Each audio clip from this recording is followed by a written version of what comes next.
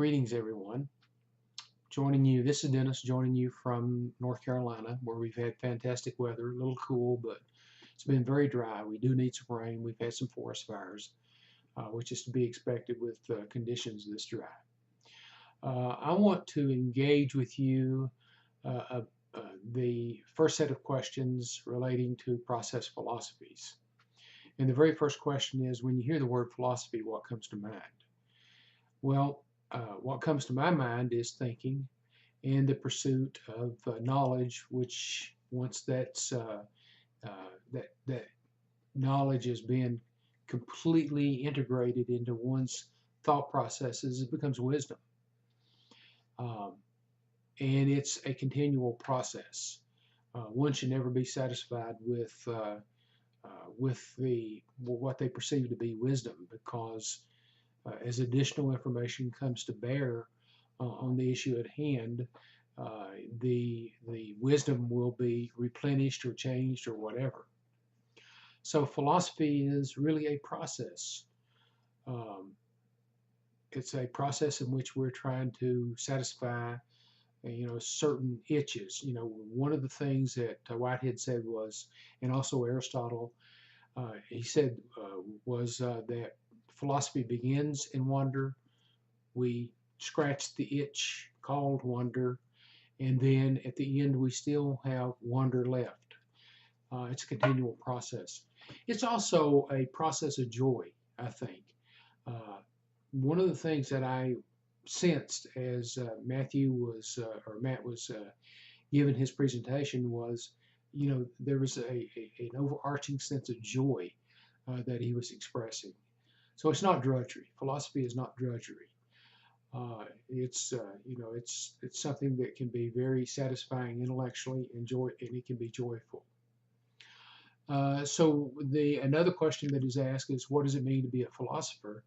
I think that one of the things that Matt mentioned in his lecture is that everyone who is born is a philosopher. We have continuous curiosity about the world around us. It's called growth, and we wonder about this, we wonder about that, and we try to figure out what it's all about. So we're constantly philosophizing. We're constantly trying to figure out what the world is all about, what these issues that arise in our thought processes, what do they mean? How do we go about answering them? So philosophy is not a static process. It's very much an active process. Whitehead categorized philosophers into two groups: those who are critical philosophers, who use language, the perfect dictionary approach, but perhaps try to create new words, try to always be absolutely perfect, always correct, and don't want to be wrong.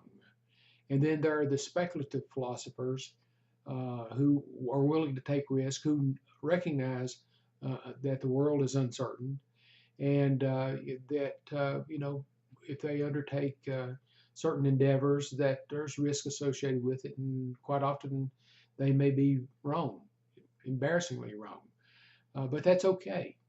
And they find excitement in pursuing knowledge in a speculative fashion. Where would I place myself? I am definitely a speculative philosopher.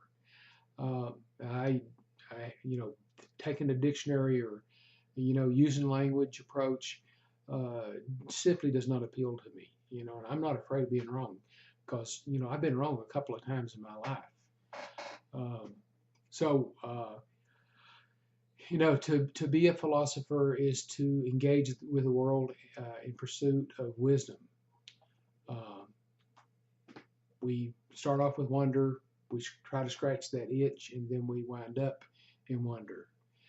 I remember, just as a short little story, when I was in high school many decades ago now, a friend of mine who is now deceased, she and I wanted to have a teacher create a philosophy course.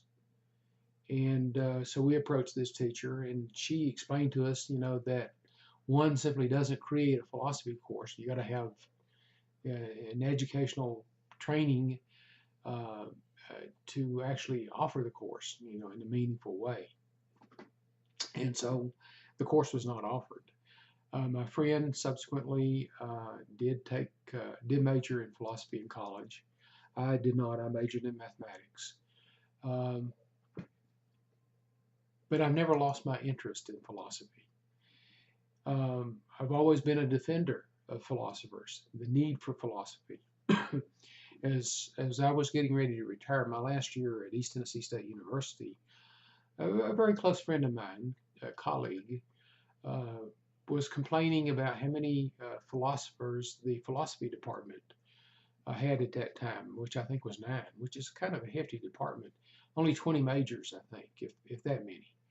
And he was really wanting to eliminate philosophy as a major, and because there was a waste of resources. And I told him, I said, I absolutely will not advocate that. I think philosophy is very much needed. I know we're expending a lot of resources in that area, but philosophy is very much needed. The humanities are very much needed. Um, and so he was not happy with me, but I think I was right. Uh, Another question that is asked here: if this is your first exposure to Whitehead, well, before I get to that part, I want to go back and talk some more about what philosophy is, and what it means to be a philosopher. One of the things that Whitehead mentions is that when one does philosophy, one is actually trying to determine premises, and he said, and he emphasized that logic, just pure logic by itself, is not philosophy, and that made me feel, pretty good. Excuse me, because when I was in undergraduate school, uh, one of the requirements was to take a philosophy course, uh, and so several of us signed up for this course called Logic. Uh, well, it was not an easy course. Many seniors who were taking that course thought they would be graduating that particular semester, wound up not passing the course and did not graduate. I managed to get out of the course with a passing grade. It was one of the top grades actually, but I didn't feel good about it.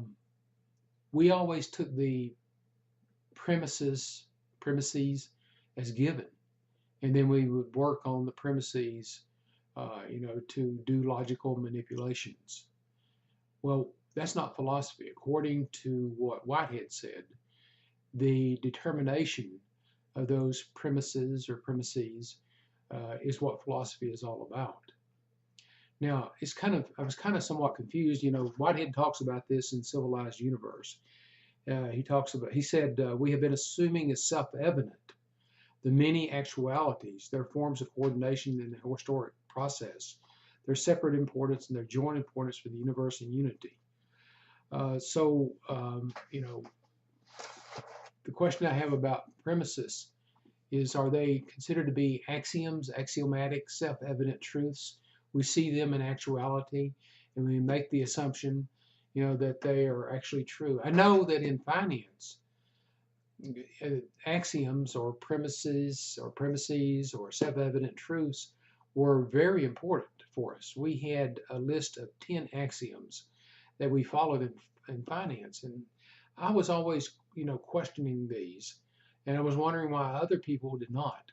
For example, one of the axioms that we use in finance is the axiom which states that people prefer more wealth to less wealth. At first blush, that seems true, but it's not always true.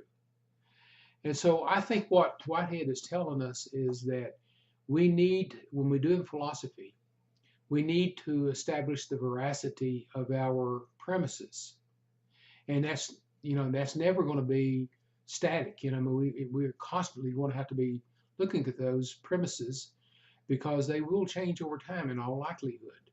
And so part of philosophy is actually, examining very thoroughly premises and reevaluating them, and thus, it's never a done deal. We have to continually go back and take a look at those. So that, by interpretation of what he is meaning by premises, self-evident truths, actualities, what we see at first blush, accepting those as true, and then continually working with those to see if they continue to be true or if they're ever true. Can we, that raises another question: what is truth? Which is for another discussion. Then that's what being a philosopher is about. Now, this was one of my, not but the earliest exposure I had to process relational philosophy, but one of the earliest. Certainly, this is the most depth that I've ever approached process philosophy with. And so, Whitehead is not the, his language is, sometimes pretty difficult to plumb. Matthew mentioned in his lecture a codex. I would really like to have had a codex, for trying to fathom what Whitehead was saying. What I did do was I went to another source by an author named C. Robert Mesle. I think that's the way you say his name, M-E-S-L-E. A very, very fine book that I highly recommend. It's called Process Relational Philosophy. Very, very short book. He also wrote a book called Process Relational Theology, Process Relational Philosophy, Theology. Process relational materials are very important in some areas of theology. And I, reading, through the first bits of this book I found to be quite helpful. He talked about walking on the shores of Lake Michigan in Chicago one evening or one day as he was trying to understand what Whitehead was saying. And he said he looked out on the lake and he noticed the waves coming in, the waves going out. The lake, holistically speaking, appeared to be a lake, but everything was changing. Everything was in flux. The waves come in, the waves go out. Everything was in flux. And that's the way he gained a foothold into what Whitehead was saying with process relational philosophy. He went on to talk about being versus becoming. And, he said that, he really is glad that he is constantly becoming, because if he were simply being, that would be static. And that means death at that moment. So becoming is really what he is appreciative of. In becoming, he said, "Yep, I know eventually in becoming I'm going to die eventually, at some point in the future. But in between, I get to enjoy, my children. I get to enjoy my grandchildren. I get to enjoy the love of my wife, and so forth." And he said, that really is much more meaningful than just being a static entity with nothing happening. And that really did mean a lot to me when I read those words. The other thing that he said is that future does not exist. The future, it's becoming. The world is constantly becoming. Therefore the future doesn't exist. So I found this little book right here, to be quite helpful in enhancing my understanding of process relational philosophy. Now, with all this said, this is my rudimentary understanding of process relational philosophy. I really, am envious of those who have taken the course with Matthew this semester. I know that they were challenged, but I know that the challenge was rewarded because, with what little that I've learned here about process relational philosophy, I have found it to be quite rewarding. I'm not exaggerating that. And I look forward to continuing to engage with this material. So, I'm appreciative for this module material, and thank you for listening.